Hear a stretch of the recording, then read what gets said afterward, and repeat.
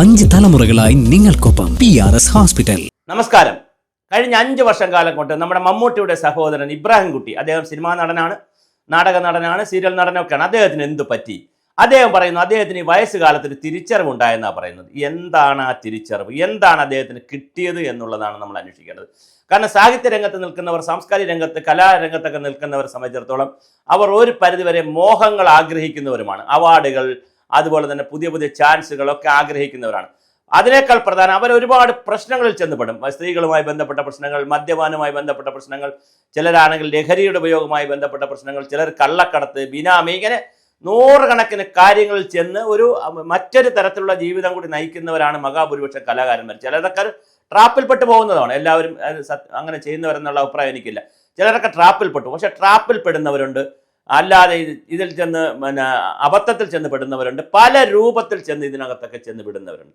അങ്ങനെ എന്തെങ്കിലും സംഭവിച്ചിട്ടുണ്ടോ? ഇബ്രാഹിം കുട്ടി എന്തായാലും ഉൾട്ട അടിച്ചിരിക്കുകയാണ്. 360 ഡിഗ്രി മറിഞ്ഞിരിക്കുകയാണ്. അദ്ദേഹം പറഞ്ഞിരിക്കുകയാണ്, സാധാരണ നമ്മൾ 90 ഡിഗ്രിയൊക്കെയാണ് മറിയുന്നതാണ്, ഇത് 360 ഡിഗ്രി മറിഞ്ഞിരിക്കുകയാണ്. അദ്ദേഹം നിലമ്പൂരിൽ പോയി സ്വരാജ് അനുകൂലമായ വർത്തമാനം പറഞ്ഞത് മാത്രമല്ല, അതിന് പത്രപ്രവർത്തകർ ചോദിക്കുമ്പോൾ പറയുന്നതാണ് ഏറ്റവും അതിശയകരവും രസകരമായും. സ്വരാജ് നല്ല കാൻഡിഡേറ്റ് ആണ്, ജയിപ്പിക്കണമെന്നൊക്കെ പറഞ്ഞാൽ അതൊക്കെ, അല്ലെങ്കിൽ ഭരണം നല്ല ഭരണമാണ്. പക്ഷേ ഇദ്ദേഹം പറയുന്നതല്ല, എനിക്ക് 5 വർഷം കൊണ്ട് തിരിച്ചറിവുണ്ടായി.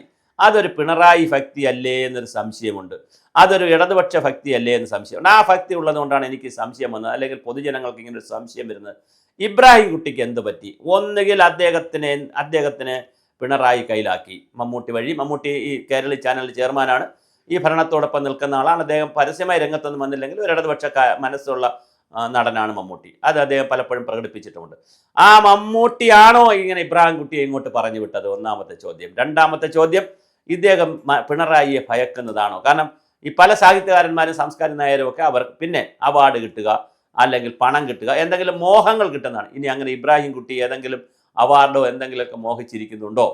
അതും അടുത്തൊരു ചോദ്യമായി നമ്മുടെ വരുന്നുണ്ട്. പിന്നെ എന്തുകൊണ്ടാണ് ഈ ഭക്തി മൂത്തതുപോലെ സംസാരിക്കുന്നത്? അതവിടെയാണ് സംശയം വരുന്നത്. അല്ലാതെ ഒരു സ്ഥാനാർത്ഥിക്ക് ഇപ്പോൾ കൽപ്പറ്റ നാരായണ മാഷ് പോയിട്ട് സ്വരാജിന് വേണ്ടി വോട്ട് പിടിച്ചു, അദ്ദേഹം പറഞ്ഞു ഞാൻ കോൺഗ്രസ് അല്ല.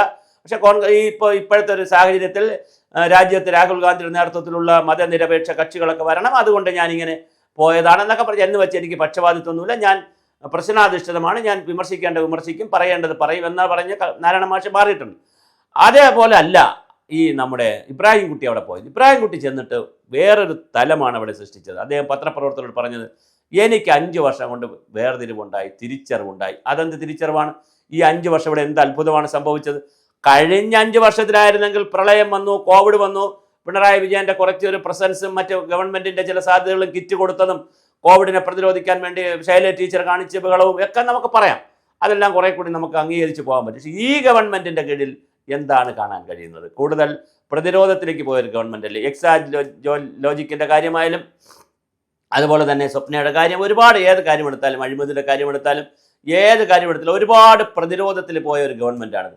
ആ ഗവൺമെന്റിന് വേണ്ടി അനുകൂലമായി 5 വർഷം കൊണ്ട് എനിക്ക് തിരിച്ചറിവുണ്ടായെന്ന് ഇബ്രാഹിം കുട്ടി പറയണമെങ്കിൽ അത് വേറൊരു തിരിച്ചറിവാണ്. അത് മറ്റെന്തോ കാര്യങ്ങൾ ഉള്ളിൽ ഉണ്ട്. ഒന്നുകിൽ എന്തോ കിട്ടിയിരിക്കുന്നു, അല്ലെങ്കിൽ എന്തോ കിട്ടും, അല്ലെങ്കിൽ ഏതോ ട്രാപ്പിൽ പെട്ടിരിക്കുന്നു, ഏതോ കേസോ പ്രശ്നങ്ങളിലോ ചെന്നുപെട്ടിരിക്കുന്നു. ഇത് ഒരു ഭീഷണി ഉണ്ടാകും. കാരണം നമുക്കറിയാം, ഇവിടെ സത്യസന്ധമായി ജീവിച്ചാൽ പോലും ഒരു പോലീസ് സംവിധാനമോ ഇൻ്റലിജൻസ് സംവിധാനമോ ഒക്കെ വിചാരിച്ചാൽ ഒരുപാട് ആളുകളെ കുരുക്കാൻ പറ്റും. അപ്പോൾ പിന്നെ ഒരു സിനിമാ രംഗത്തോ അല്ലെ കലാരംഗത്തൊക്കെ പ്രവർത്തിക്കുന്നവർക്ക് ഒരുപാട് ഇടപാടുകളും ബിനാമി പരിപാടികളൊക്കെ കാണും. ഇബ്രാഹിം കുട്ടി ഉണ്ടെന്നല്ല ഞാൻ, പക്ഷെ പലർക്കും പലതും കാണും. അതിൻ്റെ രേഖകളും വീഡിയോകളും പലയിടത്തും കിട്ടുകയും ചെയ്യും. അങ്ങനത്തെ സൈബർ ലോകത്താണ് നമ്മൾ താമസിക്കുന്നത്. തീർച്ചയായിട്ടും ഇബ്രാഹിം കുട്ടിക്ക് എന്താണ് സംഭവിച്ചത്? ഇബ്രാഹിം കുട്ടി തന്നെ പറയേണ്ടതാണ്. എന്തായാലും തിരിച്ചറിവ് ഒരു എന്താണ് നിർനിമേഷമായ, അല്ലെങ്കിൽ ഒരു വളരെ ലളിതമായ ഒരു തിരിച്ചറിവല്ല, അതിലൊന്നൊന്നര തിരിച്ചറിവാണ്. ആ തിരിച്ചറിവിന് ശക്തമായ കാരണമുണ്ടായിരിക്കും. അതെന്താണെന്ന് പറയേണ്ടത് ഇബ്രാഹിം കുട്ടി തന്നെയാണ്.